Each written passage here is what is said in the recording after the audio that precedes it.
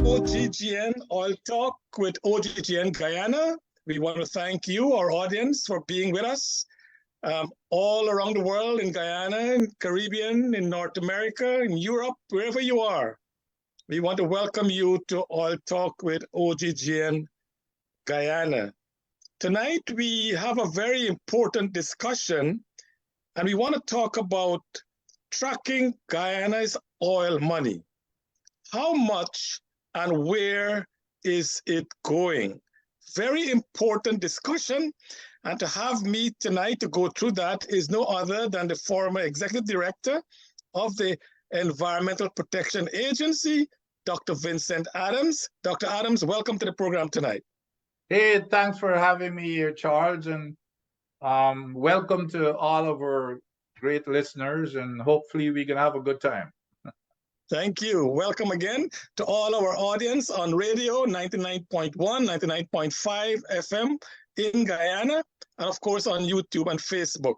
Again, if you like our program tonight, we want you to give us a thumbs up and leave a comment. And if you have any question, please go to oggn.org. We are a 501c3 organization here in the United States, and we do provide a lot of information on every aspect of the oil sector as we now have in Guyana. My name is Charles Sugram.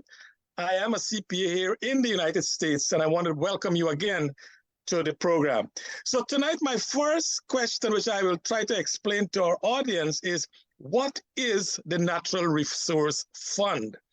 And for us to understand that, we need to go into the act. Now, as you would know, when the coalition was there in 2018, they did pass an act. And when the PUP went back into office, they actually rescind that act and establish this new act under which we are governed today. But basically, the purpose of the fund is exactly the same thing in both acts. And it says there in Part 2, Natural Resource Fund. Establishment of a Natural Resource Fund, it says there is established a fund to be known as a Natural Resource Fund. The purpose of the fund, and that is important, what is the primary objective of the fund? The purpose of the fund is to manage the natural resource wealth of Guyana for the present and future benefit of the people in an effective and efficient manner. That is in clause 3, subsection 2. And some of the objectives they laid out is ensuring that volatility in natural resource revenue does not lead to volatile public spending, ensuring that natural resource revenue do not lead to a loss of economic competitiveness, fairly transferring natural resource wealth across generations to ensure that future generations benefit from natural resource wealth, and using natural resource wealth to finance national, this is important, fellow Guyanese, clause 3, subsection 2, subsection D, it says, using the natural resource wealth to finance national development priorities, including any initiative aimed at realizing an inclusive green economy. So basically, in a nutshell, what is established is that all the funds that we will receive from the oil sector will be going into this fund. And the purpose, main purpose of this fund is to ensure that there is no volatility in our resources. And secondly, more important, is that it will be used to finance national development priorities. This is what the act says.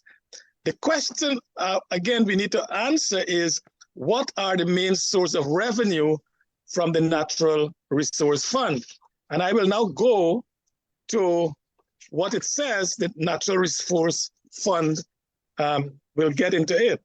And it says here that the Natural Resource Fund is coming, as I said, from revenues that are deposits under Part 4 of the Act, Clause 15. Petroleum revenues shall be directly paid into a bank account denominated in United States dollars and held by the bank as part of the fund. Clause 2, petroleum revenue shall include all revenues from royalties, from government share of profits, government share of profit oil, government share of profit gas, any petroleum income tax, additional taxes, any signature bonus, and any other current or future fiscal instrument levied solely on many of the companies and individual production operation. So these are where the funds will be coming from to go into that fund that we spoke of. Now, in the coalition government, they had one additional part where the minister could have used excess funds from the other natural resource, that is from forestry and from gold and so on, and put into this fund. But this new act has eliminated that part of it. So all this fund will have in it is all deposits from the oil sector. Dr. Adams, is there anything you want to add to what I just said? Sure. Thanks, Charles, for that thorough introduction there as to what the fund is. Of course, I've got a kind of a different perspective. Well, there was always good intention in establishing the fund, but I've always been openly critical of it, and I'll tell you why. Well, to start with, to put things into perspective, because this would take us into how the fund is being managed. As you recall, and this is not about politics, these are the raw facts. You mentioned that when it was first established by the coalition, they were supposed to have a board of directors that would be, running the fund.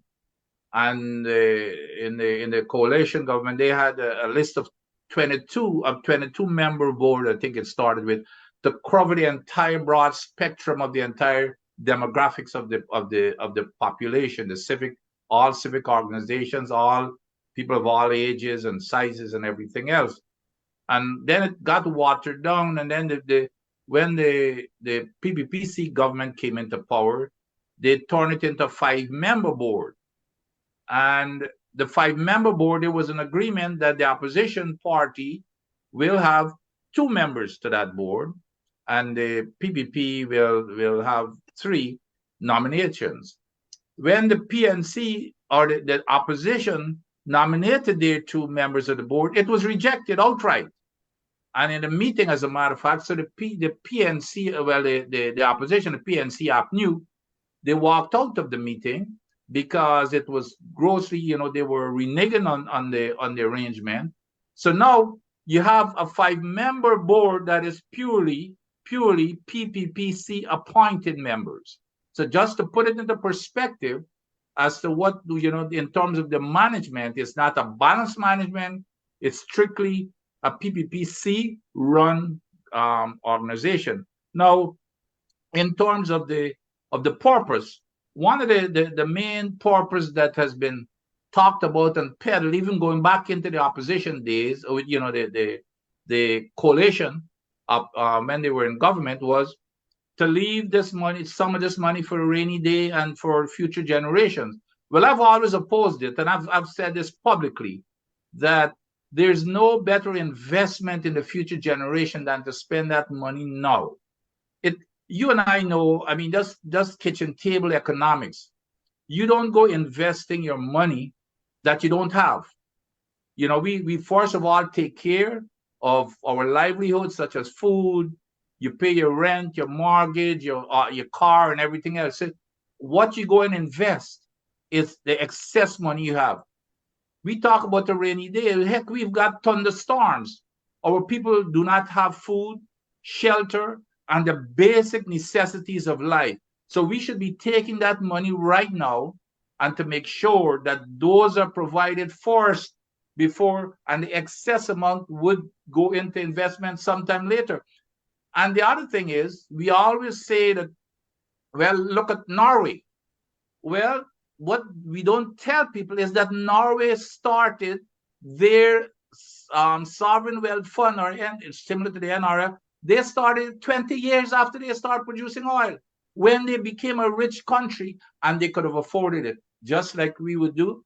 If you can't afford to go invest. And then on top of that, here we are, we're taking out a whole bunch of loans. Who knows what the percentage we're paying? Some talk about 10% or whatever high number. Our investment right now, since beginning of the NRF, we've been getting 1.36% return on that investment. So here we are borrowing money. We are borrowing money at whatever rate it is, and I don't know if the 10% is true or not. But anything above the 1.36%, as you know, as an accountant, Charles, we're throwing money down a sewer. If we have this money and we've got things that we want to put it into, then we need to go and basically pay cash for it rather than only getting a 1.3% return. But at the same time, we're spending whatever the number is, 10% of whatever that number is, to service that debt. It does not make any sense. That's not the way we run our household. So those are the kinds of things and there's no better investment than investing the money into an education, into agriculture, into healthcare for the future generations. So when we talk about the rainy day and for the future generation, that's the best investment, because when you invest now, when all is gone, that will never go away. An educated society, an educated country that's what attracts foreign direct investment. Good health, good education, follow the rule of law and those type of things that we should be investing today, and hold off on this sovereign wealth fund until we could afford it. Just like Norway did, like I said, 20 years after Norway, that was when Norway established a sovereign wealth fund, and now Norway is arguably the richest country on the planet. So that's what I had to add there, Charles. Thank you, Dr. Adams. You have made it even a bit clearer. And what Dr. Adams was telling us, fellow Guyanese, is that under the coalition, we need to compare the two quickly, not for discussion tonight, but under the coalition, what is important is that the management of the fund would have been under the responsibility of the minister for the overall management of the fund. In the new act that the PPP passed, the management of the fund would have been done by the board of directors, which is made up of not less than 3 and not more than 5, as Dr. Adams said. But all of those persons shall be appointed by the president, as Dr. Adams said. But what is intriguing with the PPP Act that we're working on now, it says in subsection 5, in section 5, subsection 8, the minister may give the board of directors such general policy directive in accordance with this act with respect to their functions as the minister considers necessary, and the board of directors shall give effect to such directive. So what it's saying basically is the minister have control of the board. So they have a board elected, yes, but the minister will give directive, and the board must follow the directive of the minister. Similarly, in the previous act we had, the minister had direct responsibility. So it's like 6 of 9 and a half a dozen of the other, exactly the same thing. So we are not anywhere. I know that, and that's a good point, because I recall, as a matter of fact, I was one of those who would review the original act that was done by the coalition at the time, and one of the biggest criticisms was exactly that, with putting too much power in the hands of the minister, and those criticisms came from the PPPC, who was in opposition at the time, that the minister had too much power. But basically, nothing has really changed in terms of effect, how it's being managed now. And the one difference, I guess, was the 22 member that was going to be from all the civic society, who was going to be appointing their members to the board, each organization, etc. But now, all 5, it went from 22 that covered a broad spectrum of every single organization and groups across the spectrum of the country. They were going to be represented on this 22-member board. But now the government has changed that to 5, and all 5 are government appointees. All 5 are government appointees. So those are the kinds of differences and nuances that exist. But nevertheless, the minister still appears to have the ultimate authority. That is correct. The bottom line is that the minister can give directives to the board, when in fact, when it was the previous act, it was that and the minister had direct responsibility. They have an oversight committee, but the minister had direct responsibility. Now, what we want to discuss, Dr. Adams, is how much funds do we have into the account, and what are the rules to govern any withdrawal? Do you have that information for us tonight? Well, we, as of the 30th of September, which is, several months ago, the cumulative was $3.057 billion, US dollars, that is. And we have spent so far, at that date, $1.1 billion we've spent, which means that left, we've got like 1.88 or close to $2 billion left in the fund. In terms of rules, I've been trying to figure that out too, because this area was supposed to be like more of an independent, again, that is outside of the national budget. But it doesn't appear like that, because I've seen several times for new projects you just read in the newspapers that the government has now taken out X amount of money to go into these projects. So I don't know if you know of any rules that is stopping it, but it just that there's no process, because even sometimes some member of parliament express to me, even express surprises. The newspapers express surprise when they hear about this. So I am not aware of any rules that restrict withdrawal of the money. So I don't know if you know of any, Charles. Yes, thank you, Dr. Adams. To fellow Guyanese, as we are discussing tonight, what is the Natural Resource Fund and what should it be used for? So Dr. Adams said, as when there was funds deposited into the account as at September 20th of 2023, this year, that was a couple of months ago, the total deposit into the fund was $3 billion United States dollars, $3 billion and 57 million United States dollars. Now, what is important is, I think in the current act, it is very clear. I like that part of the act where it definitively tells the Guyanese, all of us, how much the government can withdraw from this fund. Now, it depends on the year. So, for instance, in 2022 deposits, the government will withdraw a certain amount for the 2023 budget. And in 2023 deposits, they will withdraw funds for the 2024 budget. So this is what is important, as Dr. Adams said, withdrawal from the funds.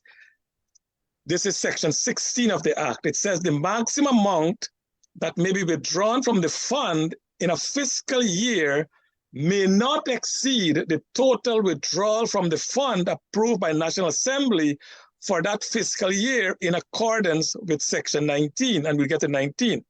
But subsection 2 says, all withdrawal from the fund shall be deposited into the consolidated fund and shall be used only to finance A, national development priorities, including any initiative aimed at realizing an inclusive green economy, and B, essential projects that are directly related to ameliorating the effect of a major natural disaster. Now, having said that, it also says in section 18, subsection 3, that the total amount request for emergency financing for a fiscal year shall not be subject to the ceiling. So this is where the government can, whether it's a created natural disaster or an actual one, the government of the day can withdraw more funds than is established in the schedule. Now, this is what the schedule says. For the first 500 million that is deposited into the funds for any 1 year, the government takes all of it. All the first 500 million goes into the consolidated fund for projects that is identified on section 16, which is national development priorities and essential projects that are directly related to ameliorating the effect of a major natural disaster. So this is what we need to spend the money on. Where did we spend? So far, the government this year in 2023 have drawn down $650 million from the fund. Based on the 2022 deposits, they're allowed to draw down $1 billion and $2 million. So the first 500,000 is 100%. The second 500,000 is 75%, which is 375,000. But in 2022, the total amount deposited into the fund was $1,251 million. So of that, the first 500,000 the government takes out. The second 500,000, 75%, which is 375,000 million. And then the remaining 251 million, the government takes 50% of that, which is 125.5 million. Total $1 billion and $2 million. So that is what the government, based on the act, take for social development of Guyana. The question is, the government had already taken out 650 million. Where was that money spent? Dr. Adams, can you help us here? That's a $1 million question. Of course, we've got all of these projects that are ongoing, and I guess we're going to get to those questions as to where, and we get down here to transparency. You know, where, for example, when money is taken out of the fund with the guidance that you gave there in terms of the amount, and I assume, dear Charles, that these are maximum numbers, right?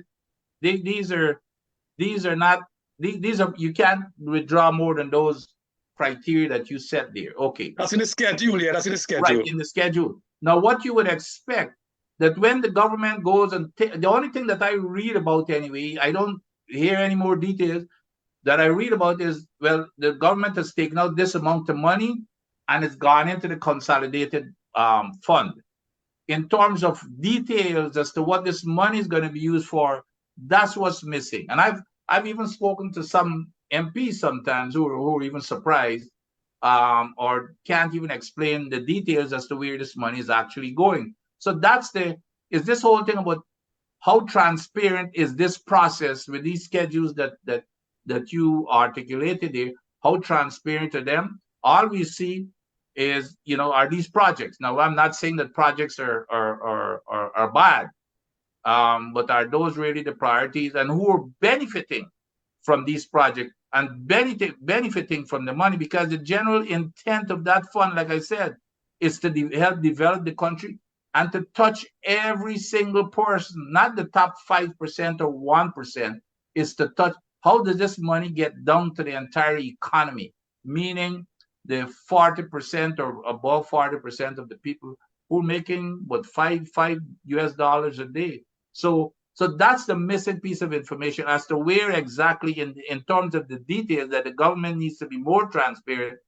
Where is this money going, and is it really meeting the intent of the criteria set out into the fund for every dollar that is withdrawn?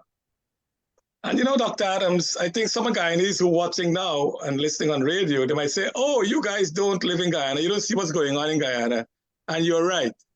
I don't live in Guyana. Dr. Adams don't live in Guyana. But what I want you to know is this.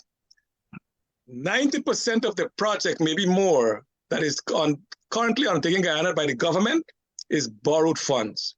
It's not funds from internal generated revenue. Now, the government is permitted, according to the act, to take out $1 billion this year. The question is, how much of that $1 billion went into any of these projects? And that is what we are asking the government to come straight with the Guyanese people and said, okay, we took out $650 billion as of today. Where was this $650 million spent?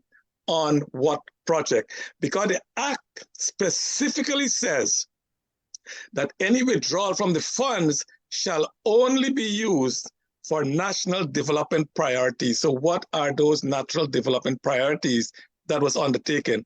And we're not saying the government there's any shenanigans here. We're saying let the Guyanese people know where the funds was used. What was it used for? And that's all we're asking. So we're not against the government. The government, they have the right, the authority, the act give the government the authority to withdraw the funds. What the Guyanese really know, they withdraw 650 million. It was used for these 10 projects. That's all we're asking. Will that ever come true? I'm not sure. And you're absolutely correct. And that's very important. We are not against development. As a matter of fact, as you know, we are among the biggest advocates for development. We want transparency. You know, the Guyanese people need to get an opportunity to see and understand exactly where this money is going and in accordance with the intent of the act. And what, like I talked about before, it doesn't make any sense that you have money that you can pay cash for in this consolidated fund, but you're going to go out there and you're going to be, all you're making is what, about 1.3% of this month of not the consolidated fund, but the NRF. You're making 1.3% in interest that you're getting from the NRF money that you're investing. All of this money that is going into this fund that you're investing, but then you're going out there and taking loans for who knows.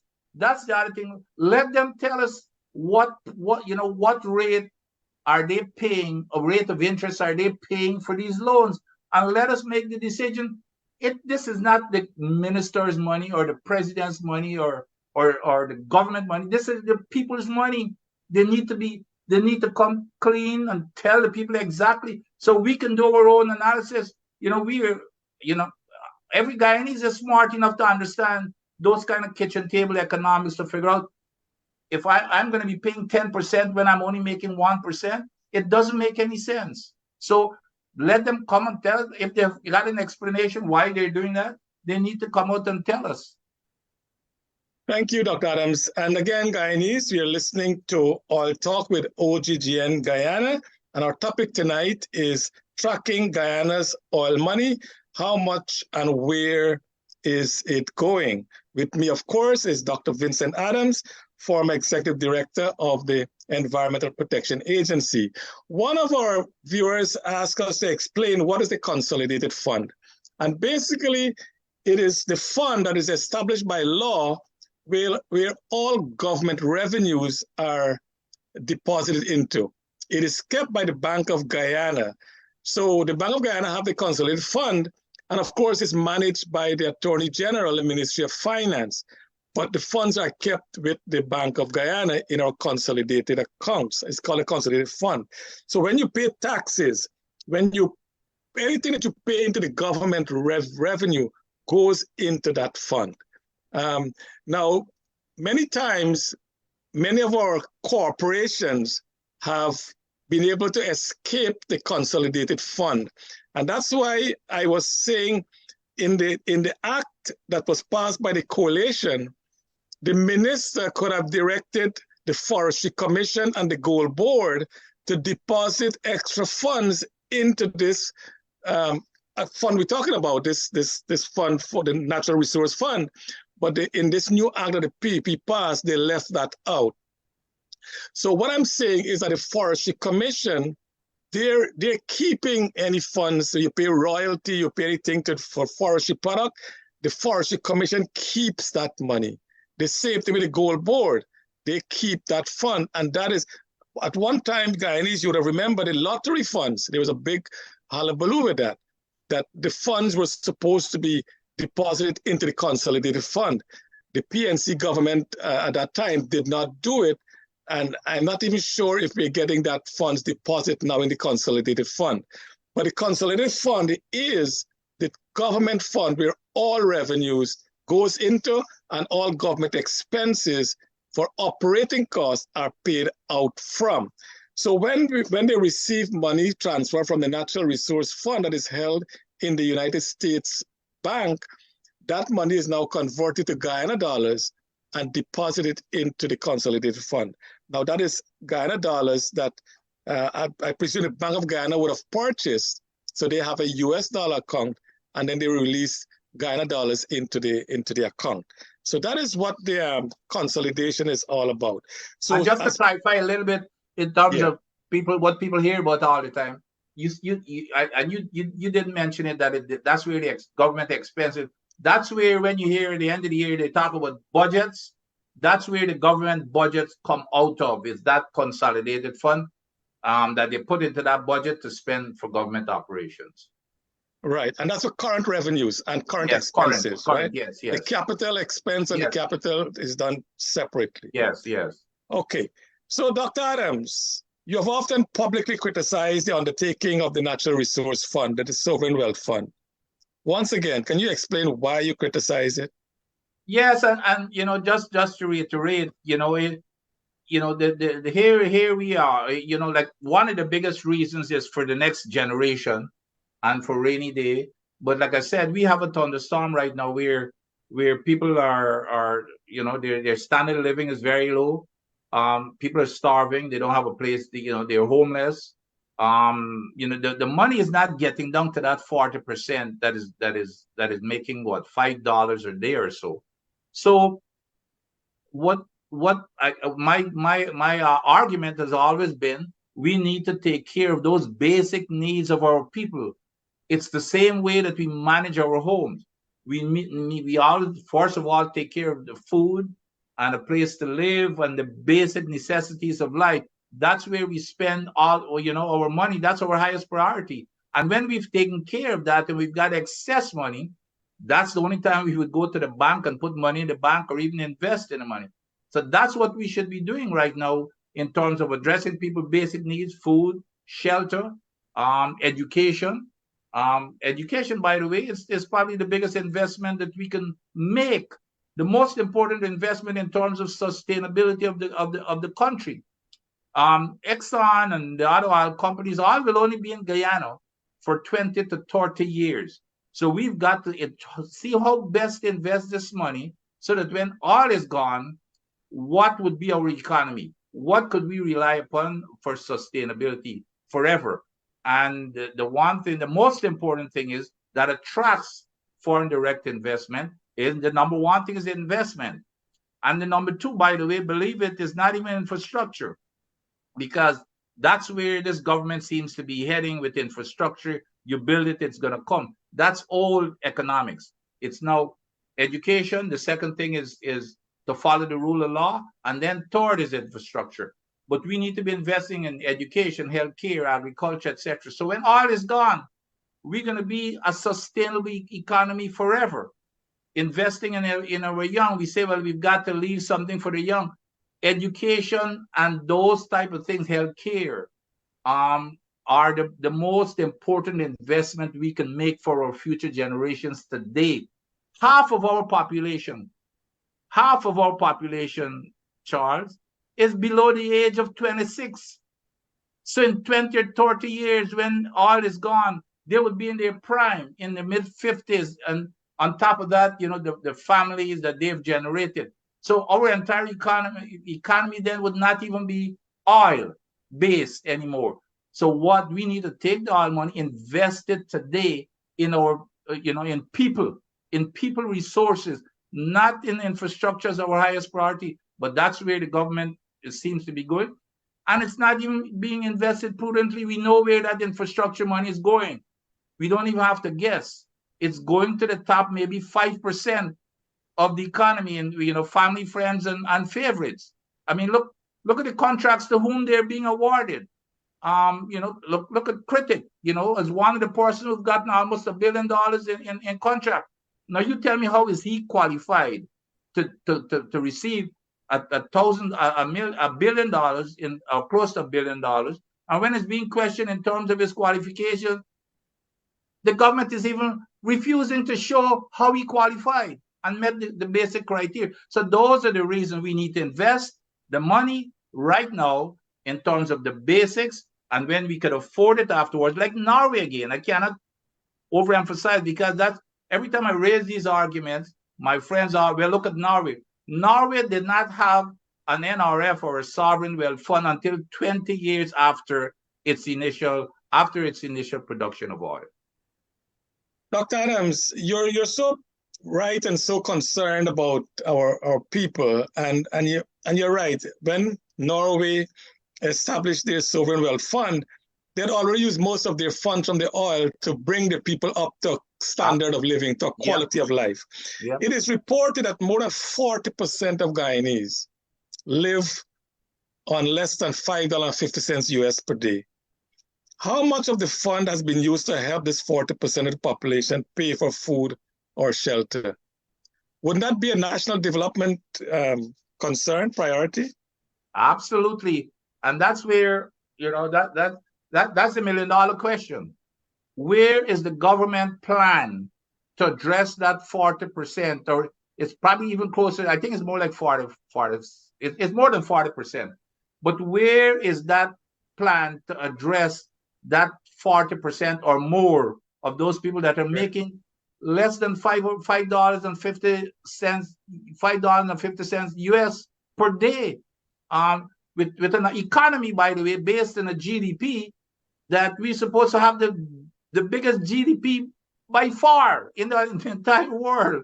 That we're claimed now as probably the richest country in the planet based on those GDP numbers. But here we have 40% or more of our people making less than $5.50 a day. Now, that's absolutely ridiculous. So where is the government plan to take care of these people? But what we can see on a daily basis is that I think it's probably about 5%, or it might even be 1% of the people who are taking 99% of the wealth in these contracts that are being divvied out to the friends and families and favorites of the government in office. I mean, it's clear. I mentioned one example, but there are several examples. I hear it all the time. As to who's getting contract, they're not qualified. We all know that's been in the news here recently with Critic getting this contract for $1 billion, and then I heard, but the funny part of this, just for a little bit of levity, was that his response was that people don't want to see Douglas people benefit from the economy. Well, hey, I might as well put in a bid for a contract because I'm Douglas too. If he's using that as a criteria, I might as well put in a bid too. But that was just for a little bit of levity. Okay. Guyanese, fellow Guyanese, we're listening to All Talk with OGG in Guyana. For those of you on radio, on YouTube, and on Facebook, we have with me tonight Dr. Vincent Adams, the former CEO, Chief Executive of the EPA, Environmental Protection Agency. Tonight, we're talking about tracking Guyana's oil money, how much and where it is going. Dr. Adams. Yes, sir. You mentioned, some of the contract was given out. Recently, the president announced some big payout to teachers and some other categories. You think some of that funds came from the Natural Resource Fund? That's a good question. That's exactly what you and I have been driving home, is the transparency as to where is the plan. It's just like if the government operates in a reactive mode. As soon as something comes up or somebody criticizes, the union comes up and says teachers should get this raise or somebody else should get a raise. They jump in, or they go and they hand out $200,000 here to the sugar workers when there's some uproars. That's not the way you run a government. The teachers, let me tell you, I have always said the teachers deserve probably the biggest salary in the country. The teachers and public servants and police and those type of folks, we do not give them the recognition. I mean, think about the teacher. Kids spend more time with teachers probably than they spend with their parents. The teachers are the ones who raise kids, to turn these kids into leaders for future leaders of the country. So they should not be going around begging for a salary increase. And it's not only, I'm not talking only about this government, by the way. This is not a criticism of this government. This has been, something the teachers and nurses and those type of folks, we tend to take them for granted. They're a major part of the economy. But where is that plan? With all the money that is coming into the economy, what the government should sit down and do is say, well, okay, here's our strategic plan. Here is our revenues that are coming in. These are our priorities. There's something that is carefully planned out rather than on the spur of the moment every day. As soon as you get something that is happening, you jump on it and you react. That's the way good governance operate. Like in the United States, when I worked at the highest level of the U.S. government, that's how we operate. Our budget cycle doesn't start and finish within a month. We've got several strategic plans. We've got a 1 year, we've got a 3, 5 years, and all of our budget, that 1 year budget has to fit into that long-term strategic plan. When we take our proposals up, it has to. It doesn't mean that you don't change it because circumstance changes, but at least you have a plan that makes sense. Here it's obvious that we don't have a plan. We decide we're going to go suddenly build a gas to shore project that the government now apparently is going to be footing the full bill. But all of that needs to be planned in the whole context of the nation's economy.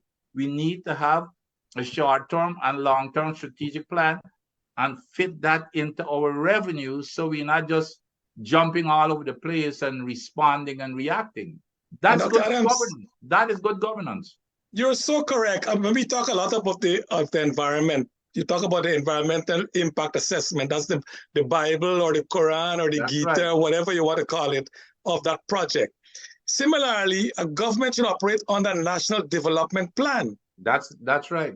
And that plan must dictate the direction the country is going. Yeah. Do we have such a plan? No, not that I know of. I've been asking, and by the way, again, this is not a criticism of this current government. Since years ago, since when the coalition was in office, or even before then, I have been making public statements to that effect.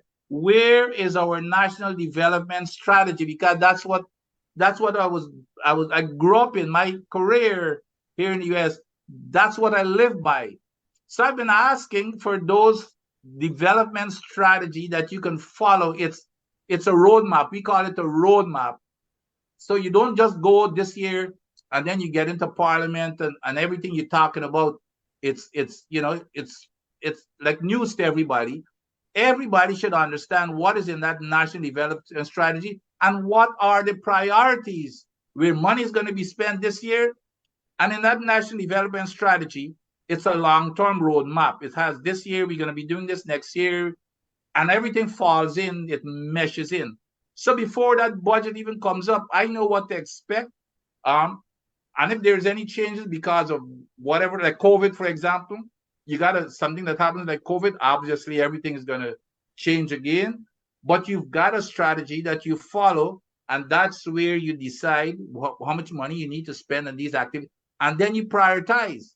You can't do everything at the same time. That's what you need that strategy to do. And that is so true, Dr. Adams. And not only that, but then the National Assembly must approve that plan. And every year you do that operational budget, that part of that big natural, plan that we have, the national program. Every year we will say, this is what we will do this year, and we budget accordingly, and that we'll do next year, and we keep budgeting. So the entire nation, whether you're a government or the opposition, everyone is involved and know what's going on within the national development strategy. But I guess it's like throwing water in ducks' back, I guess. Now, and for example, the one thing that's very near and dear to my heart, that everybody knows about who know me, there is no excuse why we should not be having free education from kindergarten right to university. There's no reason that should have been the highest priority of this nation from day one when we started oil. To begin with, it should not have even been removed, because I and many others like myself enjoyed that free education. I would not have been here. A lot of those folks who are in parliament and who's governing the country enjoyed that free education. None of us would have been around had it not been for that free education. And in terms of building a nation, that is the most fundamental item for building. And you ask any Ask any of the major companies, Exxons and of the world, and ask them what attracts them to invest in countries. And I know this because I've been in sessions with them and even in classes with them. And you know what most of them say? Three things: education, education, education. That's what builds a nation. Okay. That's the most fundamental thing. There's no excuse for us not to have free education right now. Don't tell me wait until when. It's more important than these infrastructure projects that you're building, that you don't even have the capacity to handle them right now. And fellow Guyanese, we're all talk with OGGN. We're a not-for-profit organization here in the US, a 501c3, and we give information. Now, will the policyholders, will those who make decisions listen? It's up to them. You, the people of Guyana, will determine that. Dr. Adams, are there any restrictions in your knowledge where the funds can be used or cannot be used? No, I am not aware of any restrictions.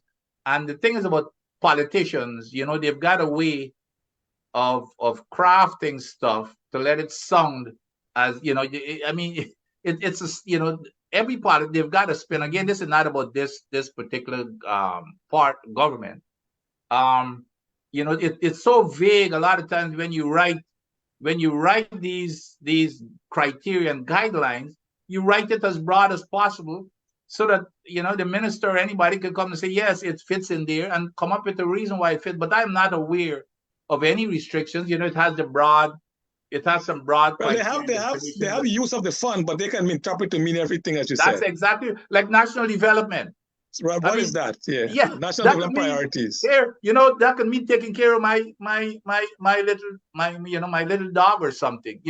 That because it's part of making sure that your animal is treated correctly. It's all part of national development, social stuff. So when you write it in these vague terms, and that is why again, Charles, it's so important to come up with a development strategy with the specific as to what the national development strategy means. You can only define that by those specific things that you put in there before you have to go afterwards and interpret it. When it's in a strategy, it's called out every single activity that you're going to be conducting. It's outlined and it's defined. So you can't go back now and try to redefine. That is why you need a national strategy. And Dr. Adams, what you said there, Mr. Joe Passage, you know very well, he's part of OGGN. He said that, again, the economy is overheating because the government don't have priorities. Everything is happening in together. So you're creating all these bottlenecks. You're creating a heated economy. And eventually, what happens when it's heated too much? You're going to collapse. There's no plan. There's no plan. That's no plan. You're just reacting to stuff every day. Okay, Dr. Adams, I know we're running out of time. The discussion is so sweet. It's reported in the media that Guyana pays approximately 10% on its loan that we borrow, maybe a little less, I don't know.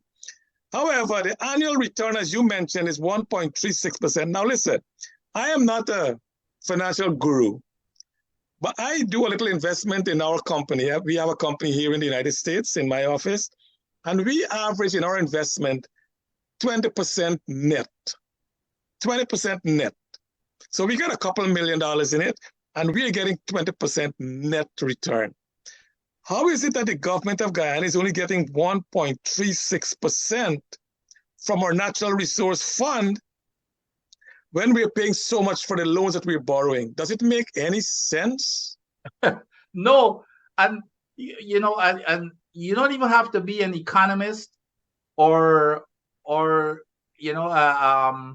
a finance person, Charles, or an accountant. This here is regular, everyday kitchen table economics. Okay? You cannot, if you're going to hold, it doesn't make any sense for you to invest your money to get 1.36%, 1.36% of your money, but you're borrowing at 10%. That means you're losing what 10, let's say if it's 10% or 9 or whatever the number is, you're losing what 8-9%. You're paying 8-9%. because you're only getting 1.6% of the money that you're getting, but you're paying out.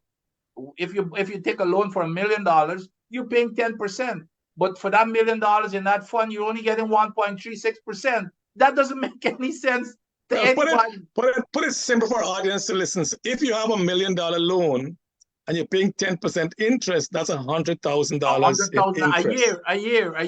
Right. And if you're getting 1.36%, is $10,360 you're getting. That's exactly so right. you're spending 100,000 and you're getting back 10,000. That's exactly Does it make correct. sense?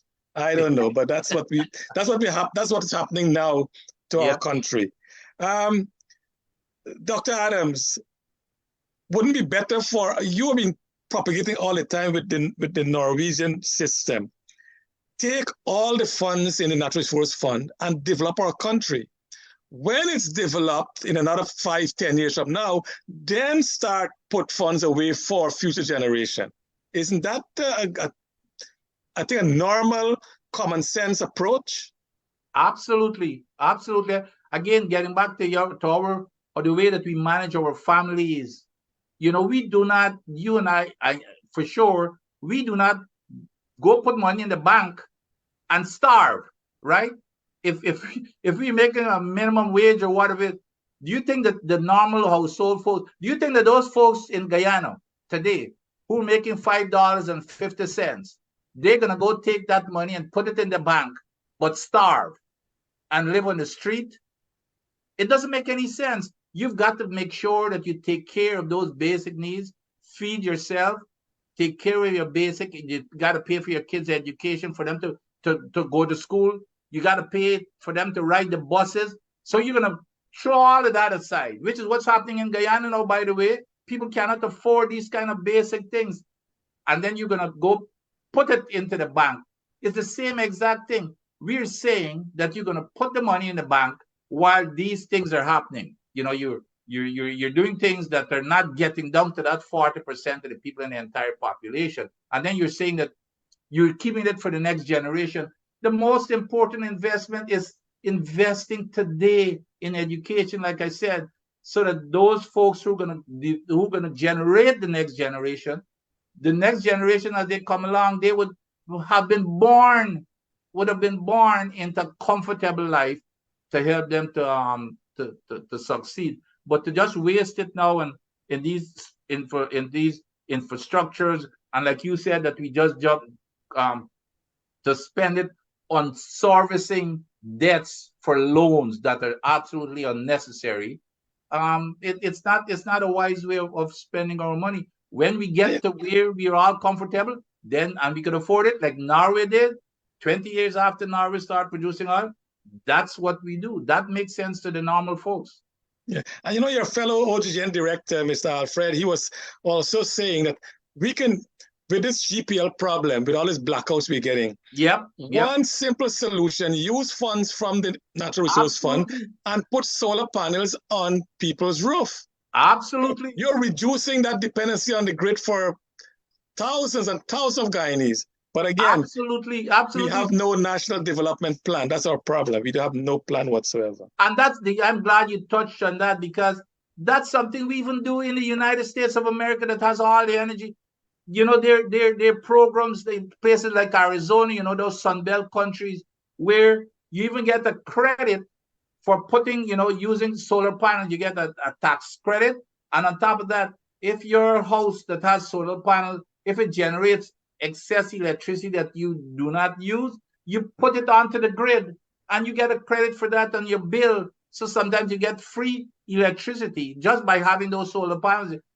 And we live right in the sun, we get sun 365 days a year, So those are the kinds of things that we need to be using our initiatives and thinking, rather than just, there's no plan. There's no plan for an integration. And just for some real information, I have solar panel in my roof here in New York.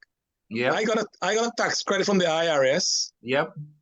I got it's about $8,000 credit. Yeah. I got state credit, and not only that, you get a reduction in your property taxes. So there's a whole lot of, and as you said, the extra production of energy during the day when the sun is up, you sell that to the grid. That's right. And then in the night, of course, you use back. And in the summer months, guess what? The bill is $20, $25, because you're only paying for that service charge. Yes. Because you're producing more than what you're using. So the grid is now owing you for what you're producing. Guyana can do that simple, but again, it called for a plan. Dr. Adams, we're running out of time, and we want to tell our Guyanese, to those on radio, those on YouTube and on Facebook, you're listening to All Talk with OGGN 99.1, 99.5 FM. Give us a thumbs up if you like the program. Go to oggn.org and you will have a lot of information. Dr. Adams wrote some amazing article. It's there on oggn.org website. A lot of information. Go there and educate yourself with the oil and gas. As Mr. Ram said, all man, woman, and every man, woman, and child in Guyana should be oil sensitive. Dr. Adams, I have a lot more questions, but time will run out. I don't know if I need to go through them. What would you recommend for some transparency in the management of the fund? Well, you know, and that's a challenge, obviously. You know, and of course, I come from a background where there's accountability, and you know, there's responsibility, but every person who is responsible for something, you have to be accountable. What is happening in Guyana, again, this is not about this particular government. It's worse with this current government, but government, everything is driven by politics. People are appointed because they have a connection to the party. A lot of them don't even have any kind of a competence. So all you got to do is do what the politicians say. I mean, there's no secret. We see it all the time. I saw it after I left the EPA, what has happened. So in terms of you know, answering your question, that's what it's needed. We need to have competent people in these positions who are making these big decisions for the nation. And then they need to be held accountable for the decisions that they make. And that's one of the problems in Guyana. There's no accountability. All you've got to do, as you know, Charles, is be a loyal member of your party, and you don't have to you don't have to perform or do anything. Your only performance criteria is to be a loyal member of your party. You know, you and I. Very sad. Very sad, but true. But Dr. Adams, time is running out. One question, and a big $1 million question. How can you, as a citizen of Guyana, hold the government accountable for how the funds is to be used? Simple. The only way that you can hold the government accountable, any government, is to cast your votes. First of all, to pay attention, because a lot of people walk around and say, well, I can't do anything about it. They get frustrated. They drop out. They don't vote. Your most important tool that you have, an ammunition that you have, and every vote counts, folks, is to pay attention to the issues, to read, to look at programs such as these, and to understand the issues, and to hold the government accountable, not based on race, and goes for both parties, based on the performance of that government to meet your needs. That's what a democracy is about. And that's the only thing that politicians understand. If you do otherwise, for example, continue to vote for race, they really don't care about what's best for the country. They're going to do what's best for their personal interest and to be in power for life. That's not what you want. You want to have a life that you can enjoy for life. And so you have to vote. You have to let your vote count. Thank you, Dr. Adams. And again, fellow Guyanese, we are listening to Oil Talk with OGGN Guyana, and tonight's topic is tracking Guyana's oil money, how much and where it is going. We hope that we've been able to give you some information that maybe you did not quite get before, but if you had it before, it's a refresher. And we want you, again, as Dr. Adams said, you are responsible. Don't say the government is doing that or the government is doing this. You elect the government. And as Dr. Adams says, look at the policy. What will you do that will be right for you and your family?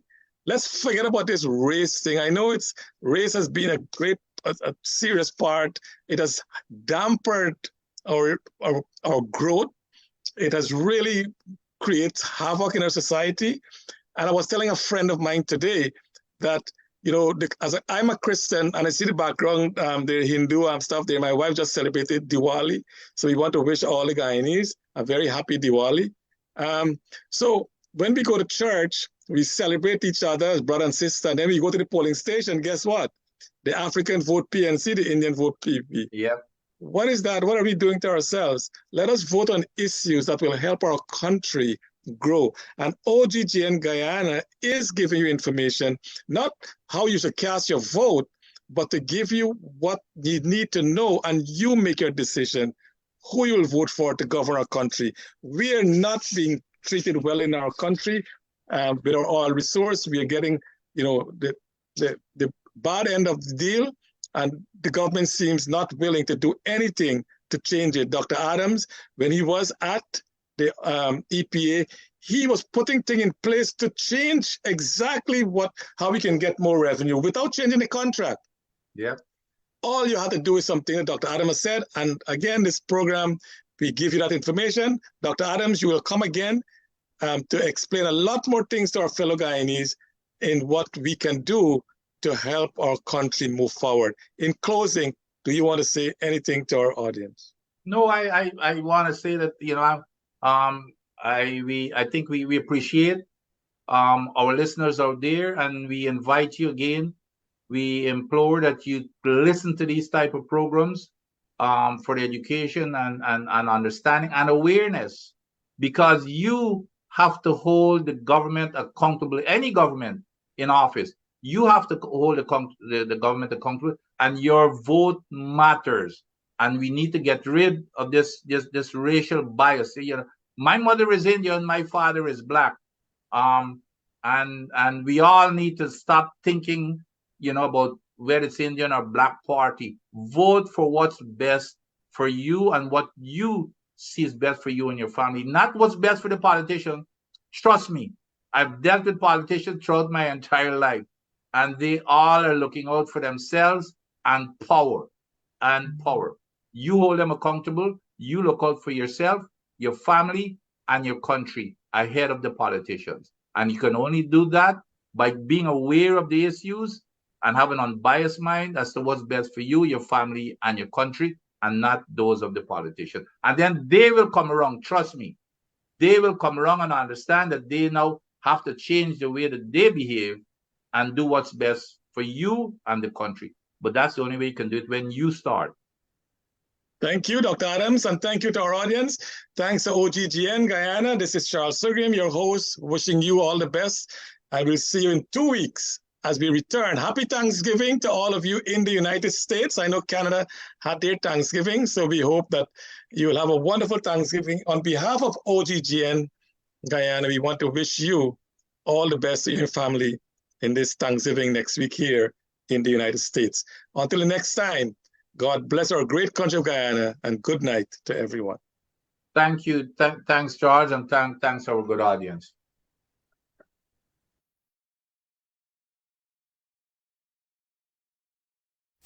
Kite Radio. Covering Guyana from coast to coast. Demerara and Essequibo 99.1 FM. Berbice 99.5 FM. Kite Radio.